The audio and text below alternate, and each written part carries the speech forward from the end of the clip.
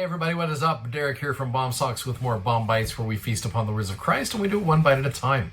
So section 84, we spent the last couple days talking about the priesthood, and we are going to focus today on what is called the oath and covenant of the priesthood, keeping in mind that these both have to do with promises. You think of the word oath and you think of the word covenant. It is all about promises that you and I make with God as priesthood holders.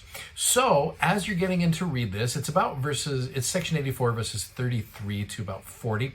So what I'd like you to do, I'm going to throw some questions up here. So here's some questions I want you to look at. Now, first of all, what does it mean to magnify your priesthood office? We're going to talk quite a bit about that. Maybe you can look it up, get some ideas, but we're going to talk about that.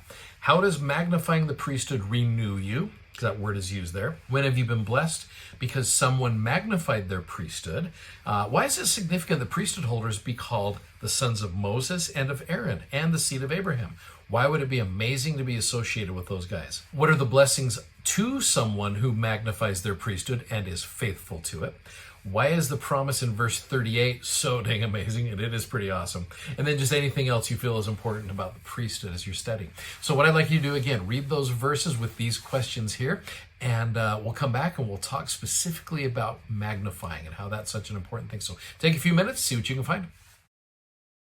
Okay, like I said, we're going to focus a little bit on magnifying. So you find that word in verse 33 where it says, "For whoso is faithful unto the obtaining of these two priesthoods of which I have spoken," and that's the Aaronic and the Melchizedek, "and the magnifying of their calling are sanctified by the Spirit unto the renewing of their bodies." Now, what's interesting, I did an episode, it was actually episode number 1 of Bomb Bites, way back at the very beginning when we first did this.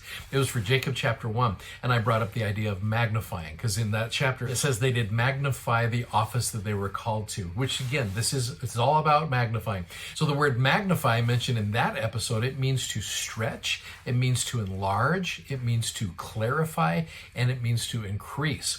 So if you go back to that verse 33, if you're faithful unto the obtaining of these two priesthoods, and the stretching, enlarging, clarifying, and increasing your calling, you're sanctified by the Spirit unto the renewing of your bodies.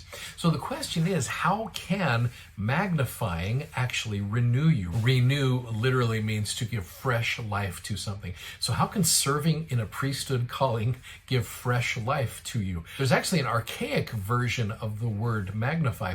It means to show honor or glory to God, which I love that because you fit that right into here. Now, this section is all about magnifying so that you can glorify God. In fact, it talks back in verse number 20, it talks about how the priesthood, the power of godliness is made manifest. So really, you think about it, when we are given the priesthood is designed to stretch an individual. I really believe this, and there may be some who will debate me on this, and that's okay, but I really do believe that women are very much more spiritual than guys are. I know, wow, revelatory moment, right? No, guys are generally not as spiritual as women.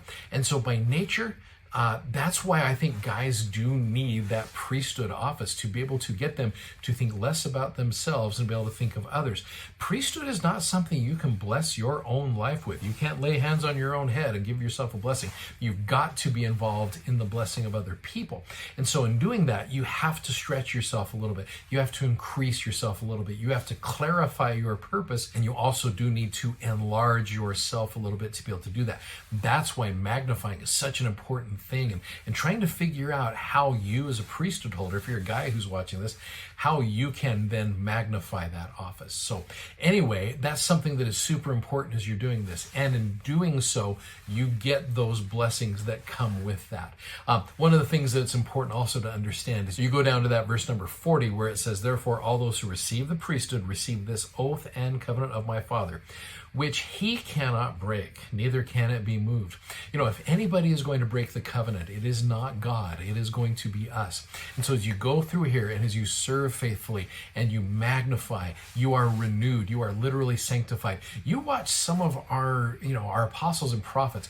Our average age of our first presidency right now is 91.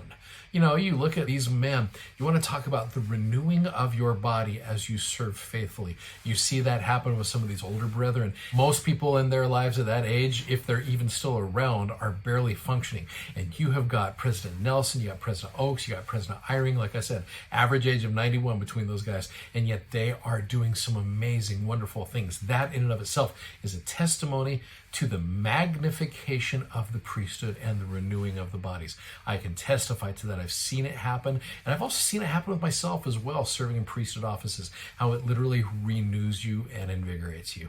So anyway, that's just one aspect of the oath and covenant of the priesthood. Hopefully you got a chance to really study it out, and it is a lifetime of study, and it should be. So anyway, I hope that helps you guys out. Thanks for watching, thanks for subscribing, and thanks for sharing. Godspeed. See you tomorrow. Bye-bye.